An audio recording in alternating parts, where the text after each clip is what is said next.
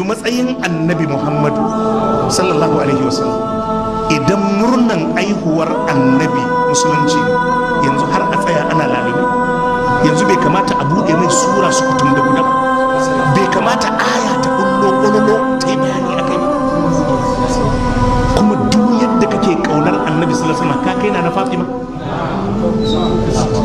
ka kai na Aisha, matansa ba su taba cewa mu haɗu mu yi murnan haihuwar mijinmu.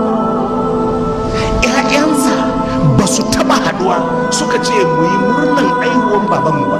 Sayyidina Abubakar, Sayyidina Umar, Sayyidina Usman ba su taba haɗuwa suka ce mu yi murnan. Don Allah, kai a tunaninka wannan abun daidai ne waɗannan duk su ƙi?